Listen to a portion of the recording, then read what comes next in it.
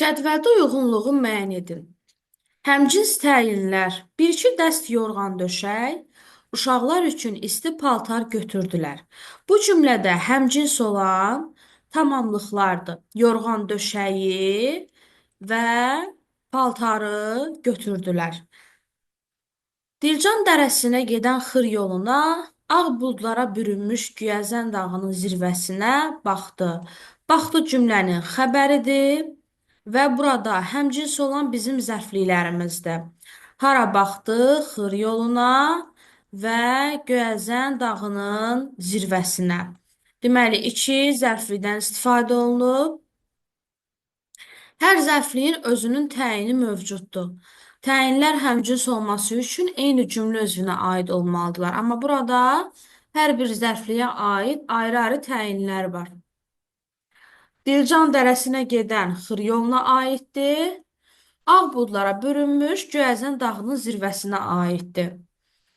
Heybətli və vahiməli səsi otaqda cingildədi. Cingildədi nə? Səsi mübtəda. Necə? Heybətli və vahiməli. Göründüyü kimi həmcins təyinlərimiz burada var. Cavabı kimi 3-ü götürürük. Zərfliklər. Kür yenə meşəyə doğru burulub axır. Yarğanlara çırpılırdı. İki xəbərimiz var. Bu cümlədə həmcins olan xəbərlərdir. Kürə, meşəyə, Ceyrançölün sonbahar yaşıllığına bürünmüş dərəli təpəli çöllərinə gözlərini zillədi.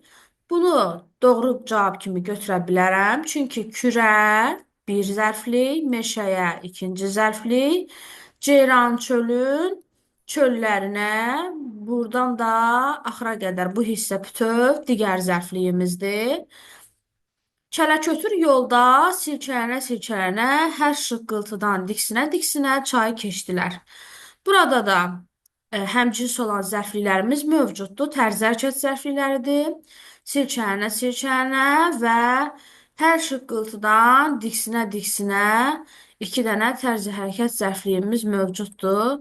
Ona görə cavabımızın biri də 6 olacaq. 3, 5 və 6.